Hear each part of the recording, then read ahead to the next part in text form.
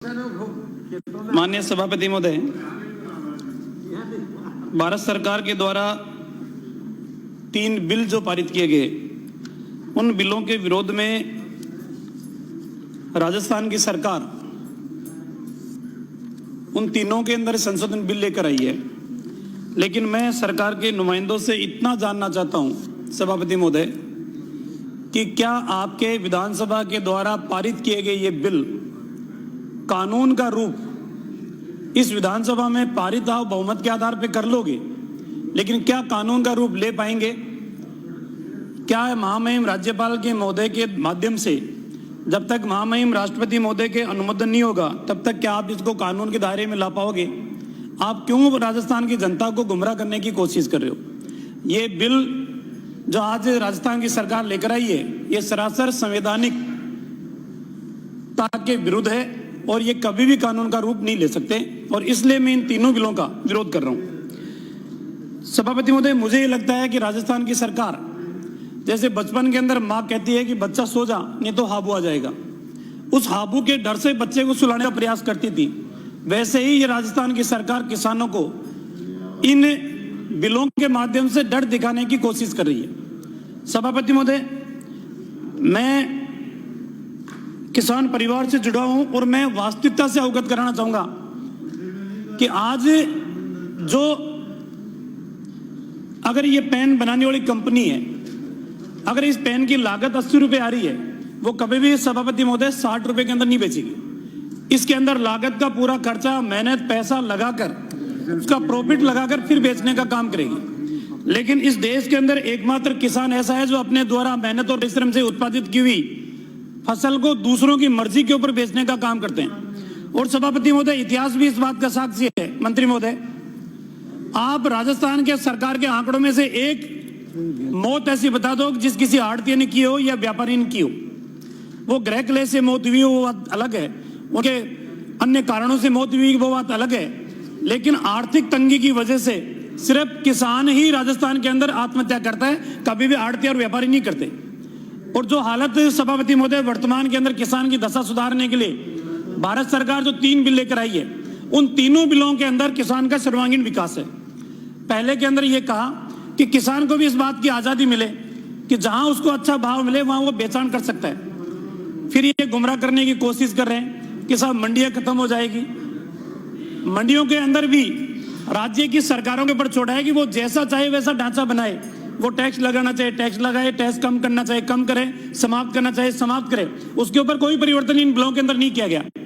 और सभापति महोदय, व्यापारियों से जब हमारी बात हुई तो व्यापारियों ने भी यही कहा कि साहब हमें खरीद का अधिकार मिल गया। बहुत से ऐसे किसान हैं जो अपने छोटे छोटे लघु उद्योग लगाकर अपनी आजीविका चलाने का काम करते हैं। वो किसान से सीधा अगर माल खरीद के आते हैं तो मंडी का सेक्रेटरी जाके उनके पेनल्टी की रसीद काट के आता है। व्यापारी ये कह रहे हैं कि बहुत अच्छा हुआ, अब सीधा हम किसान से माल खरीद सकेंगे। लेकिन व्यापारी भी ये कह रहे हैं कि साहब मंडी के अंदर सरकार जो टैक्स देती है टैक्स के अंदर कमी कर दे, वो छूट दे दे, हमें कोई आपत्ति नहीं इन बिलों से। लेकिन वो काम तो सरकार कर नहीं रही और किसानों को गुमराह करने की कोशिश ये सरकार कर रही है। सभापति महोदय, दूसरा, अभी मेरे से पूर्व वक्ताओं ने ऐसे गुमराह करने की बात की कि जैसे किसानों की बर्बादी पिछले 65 सालों के अंदर इनके शासनकाल के दौरान नहीं हुई, बर्बादी अभी शुरू हो रही है। सभापति महोदय, अगर 65 सालों से अगर ये किसानों के हित में अगर ये कानून होते तो इनमें संशोधन की आवश्यकता नहीं थी। इनमें संशोधन की आवश्यकता इसलिए पड़ी कि कम से कम आजादी के इतने साल बाद तो किसान को यह अधिकार दें कि अपनी मेहनत और परिश्रम की हुई फसल को मनचाहे भाव के अंदर बेच सकें। दूसरी बात, इन्होंने गुमराह करें, इनके पास 2 ही नाम है, अडानी जी का नाम लेंगे, अंबानी जी का नाम लेंगे। अगर अडानी और अंबानी से इतनी नफरत है तो भैया राजस्थान की सरकार क्यों उनसे बिजली खरीद रही है, क्यों उनको भुगतान कर रही है? जरा एक बार कदम उठा के तो देखो। लेकिन सिर्फ नाम लेने के लिए उनको टारगेट करने की कोशिश कर रहे हैं, जबकि काम तो ये भी उन्हीं से करते हैं। दूसरी बात मैं कहना चाहूंगा, ये कह रहे हैं कि बड़े बड़े घराने आएंगे, किसानों की जमीन हड़प लेंगे। अभी कृषि मंत्री महोदय कह रहे थे कि साहब किसान को मजदूर बना के छोड़ देंगे। सभापति महोदय, इन बिलों के अंदर जो भारत सरकार ने पारित किए हैं, कहीं पर भी जमीन का एग्रीमेंट नहीं है, सिर्फ फसल का एग्रीमेंट है। और जब फसल का एग्रीमेंट है, जमीन का एग्रीमेंट है ही नहीं, तो जमीन को आप किस तरीके से हड़पने की बात कर रहे हो?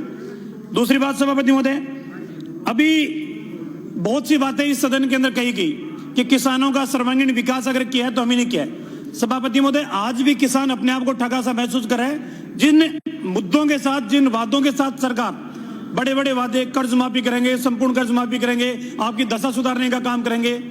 सभापति महोदय, आप भी ग्रामीण क्षेत्र से आते हो। आज किसान की हालत ऐसी है कि लाखों रुपए की वीसीआर, लाखों रुपए की सभापति महोदय वीसीआर भरने का काम सरकार कर रही है और सुनवाई का कोई अवसर नहीं, खुली लूट मचाने का काम कर रही है। लॉकडाउन के दौरान दुकानें बंद रही, उद्योग बंद रहे, उनका मिनिमम चार्ज भी सरकार ने वसूल किया, उसको भी माफ करने का काम नहीं किया। और आज सभापति महोदय, जिस तरीके से बिलिंग की जा रही है, बिजली कंपनियों की बिलिंग जिन कंपनियों के माध्यम से हो रही है, उन कंपनियों ने मनमर्जी के जैसे बिल दे दिए, वही इनके अधिकारी वसूल करने में लगे हुए। सभापति महोदय, मेरा सीधा सीधा आरोप है सरकार के ऊपर, यह सरकार सिर्फ और सिर्फ गुमराह करने की कोशिश कर रही है और इन तीनों बिलों के माध्यम से सिर्फ किसानों के भविष्य के साथ खिलवाड़ करने का काम कर रही है।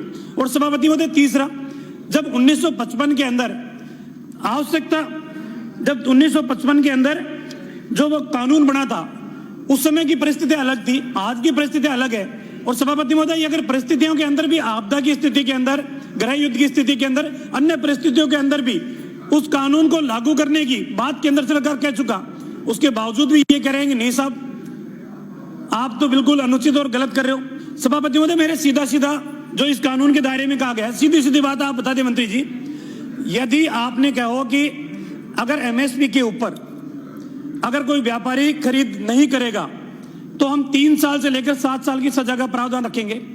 आपने इस बिल के अंदर यह भी कहा, तो मुझे आप एक सीधी सीधी बता दो कि कौन सा व्यापारी आपके राजस्थान के अंदर किसानों की फसल खरीदने के लिए आएगा। आप एक तरफ कह रहे हो कि मंडी के अंदर बोली लगा के व्यापारी खरीद करें, दूसरी तरफ आप कह रहे हो कि एमएसपी से नीचे वो खरीद नहीं कर सकता।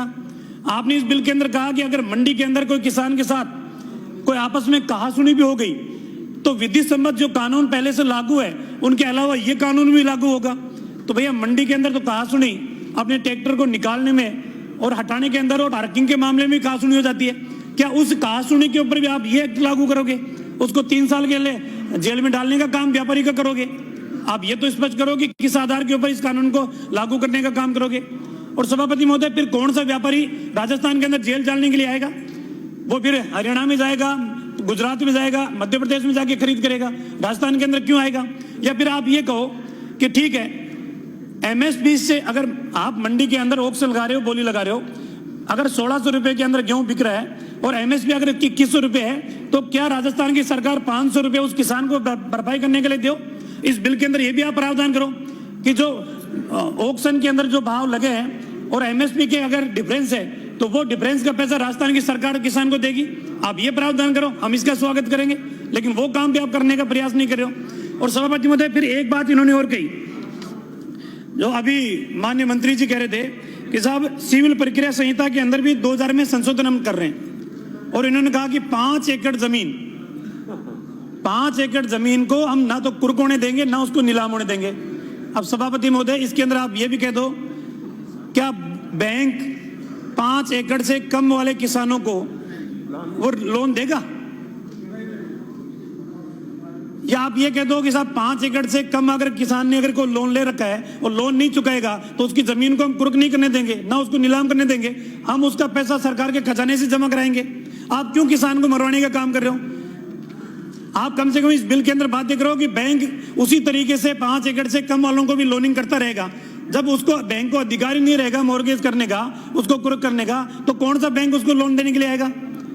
आप सभापति महोदय, मेरा सीधा सीधा सरकार के ऊपर आरोप है, जो सरकार गलत भावनाओं से, गलत मंशा से जो बिल लेकर आ रही है, इन बिलों का मैं पुरजोर विरोध करता हूं और आशा और उम्मीद करता हूं और सरकार से चाहूंगा कि कम से कम अपने आप को सुधारने का काम करें, एक सद्बुद्धि यज्ञ कराए, इनको सद्बुद्धि दे।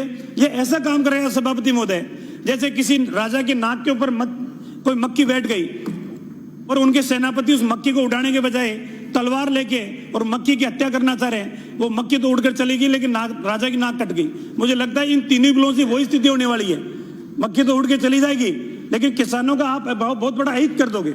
इसलिए सभापति महोदय, चाहूंगा मैं कि राजस्थान की सरकार ये जो तीनों बिल लेकर आई है, इनको सरकार वापस ले, किसानों को गुमराह करना बंद करे और कम से कम किसानों के हित के अंदर निर्णय ले। राजस्थान के अंदर आज अभी मेरे चाहने वाले माननीय सदस्य कह रहे थे, बाजरा की आपको अनुशंसा तो करनी है केंद्र सरकार को अनुशंसा करके भेजो तो सही कि समर्थन मूल्य के ऊपर बाजरे की खरीद शुरू करने के लिए राजस्थान की सरकार तैयार है। आप वो भी नहीं कर रहे। 1200-1300 रुपए के अंदर बाजरा बिक रहा है। मंत्री महोदय, आप तो बहुत अच्छी तरीके से जानते हो, कम से कम 2150 रुपए के अंदर समर्थन मूल्य पे। और रही बात सभापति महोदय, इस सदन के अंदर सभापति महोदय, एक मिनट रामलाल, राजस्थान के मुख्यमंत्री जी ने पत्र भेज चुके हैं, अखबार में मैंने पढ़ा है। माननीय और फिर आप उस पत्र की कॉपी दे दो। बिल्कुल, आप उस पत्र की कॉपी दे दो। अखबारों की न्यूज के आधार पर नहीं, जिम्मेदारी है, अखबारों की न्यूज के आधार पर नहीं, आप पत्र देखो। साफ साफ मना किया राजस्थान की सरकार ने, साफ साफ मना किया राजस्थान की सरकार ने की खरीद नहीं करेंगे। कितने दिन हुए? राजस्थान की सरकार ने मक्का कितने में? 900 रुपए में मक्का बिक रही है आपकी विधानसभा में, मेरी विधानसभा में 900 रुपए में मक्का बिक रही है। बर्बाद हो रहे हैं। आप तो कम से कम दिल्ली के नजदीक रहते हो। आप सीनियर, मैं सभापति महोदय, इनकी जिम्मेदारी है, प्लीज अड़चन नहीं डाल सकते। एमएसपी की घोषणा प्रधानमंत्री ने की है।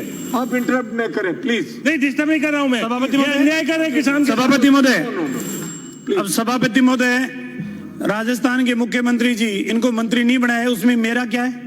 मैं थोड़ी बनाऊंगा इनको मंत्री। इनको मंत्री नहीं बनाने की पीड़ा है, इसमें मैं क्या कर सकता हूँ? आपको पता है क्या कर सकता हूँ? सदस्य होता है। राजस्थान की सरकार इनकी नहीं सुनती, जिसमें मैं क्या कर सकता हूँ? इनके एक चीफ इंजीनियर भ्रष्टाचार कर रहे हैं, राजस्थान की सरकार उसकी जांच नहीं करा रही, उसका मैं क्या करूँ? वास्तव में सही कह रहे हैं, ये पीड़ा है, ये पीड़ा है इनकी। माननीय श्री नरेंद्र बुढ़ानिया। सभापति महोदय, अंतिम सभापति महोदय, मेरा सिर्फ एक निवेदन है।